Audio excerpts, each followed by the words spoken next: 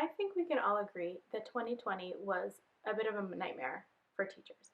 But there are some things that I feel like have completely changed the way that I teach for the better. I'm going to talk with you today about some websites that I use every day in my classroom. And I definitely would not have gone as deep into it if it wasn't for pandemic teaching. The first one that I use all the time, every day, is called Classroom Screen. Classroom Screen is a free site that has a bunch of different widgets and gadgets on it that really make my class run really smooth because I don't have to click around to all these different things. There is a paid option, but I have never used the paid option. I just stick with the free one. So when you go to it, you can change the background. You can upload your own or change the background, and I just choose one of the ones that they have. And the thing that I use the most is the timer.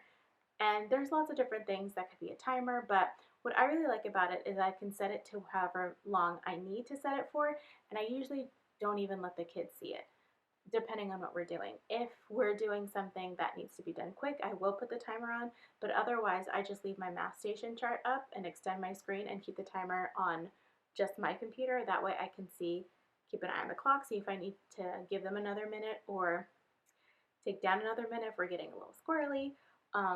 Also, I can see it and keep track of how long I have left if I'm working with a small group. So that is the main feature that I use it for, but it has some really other great features that I like to use as well.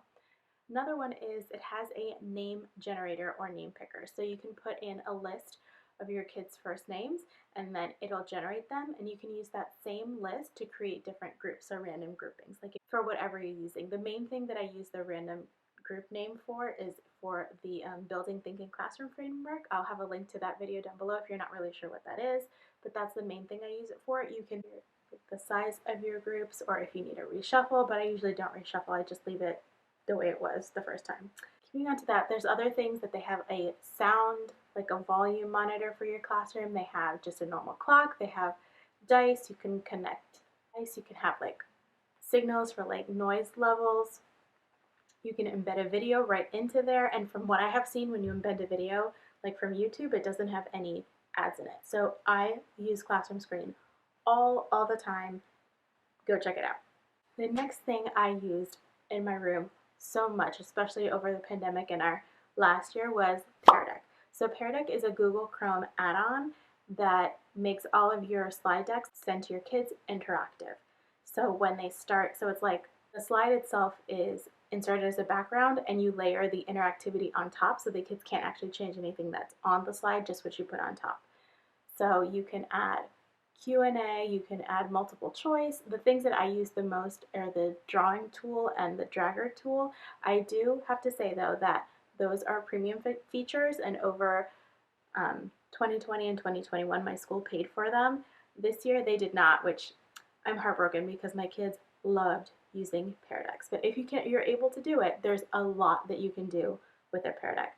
Something that I really enjoyed is if all the kids were in the Pear Deck at the same time, you can see everybody's screen, so you can see exactly what they're doing, if they need a little bit of help, or if they're not doing what they should be doing. You could see that all in the teacher dashboard of Pear Deck. The ones that I use the most, like I said, were the drawing tools. So a lot of times my kids just like to draw digitally, like color in like a blank sheet digitally. So I let them do that while everybody else was getting into the Pear Deck, which you can do via code or you can send them the link.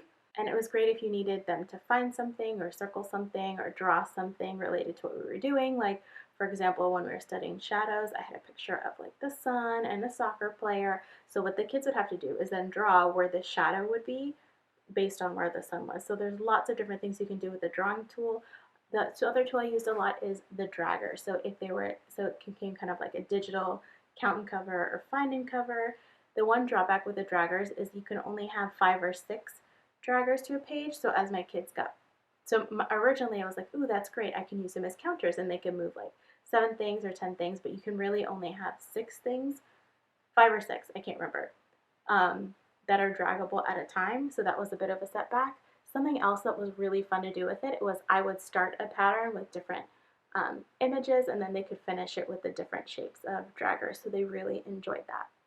Like I said, it is a paid service. Kind of heartbroken that I can't use it anymore, but if you can, that is a really fun tool. Another thing I use all the time, YouTube. I use YouTube all the time for school. That's not to say that we're just watching YouTube all the time, but it's really great for like short mindfulness breaks, brain breaks, or if there's something that I'd like to illustrate, like some topic or something like that, and there's a really great short video that goes with it, I just embed that right into my slides, or you could put it on classroom screen and show your kids that video. There's also a lot of like interactive type games that you can do on there. So the kids see an image and they have to count, or figure out the missing sound. There's tons and tons of those kind of videos on YouTube that are also really great to throw in here and there. Or if you have a sub, that's a great thing to put in when you have a sub, because it's like less hands-on and anybody can press play. Also timers, like music timers or like fun theme timers. I might put those into my slide deck as well. And speaking of slide decks, the next thing I use every single day is Google Slides. Now, after we came back to school, like in person 100%, I was like, I'm done with slides. I don't want to make slides anymore. Like, I'm just over it. But then when I thought about it, there was a lot of things about using slides every day in your room that was super helpful for my kids.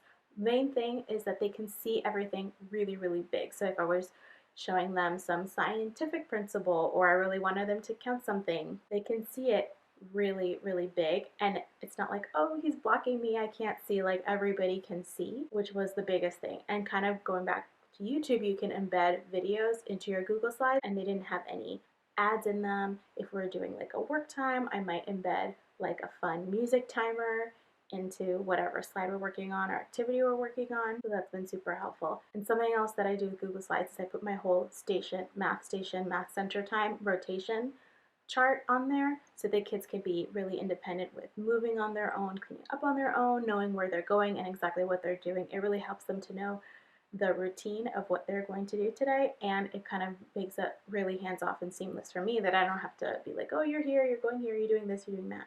Super, super easy and helpful. There you have it, 4 websites I use every day in my classroom. The links for those will be in the description box, and I will see you next time.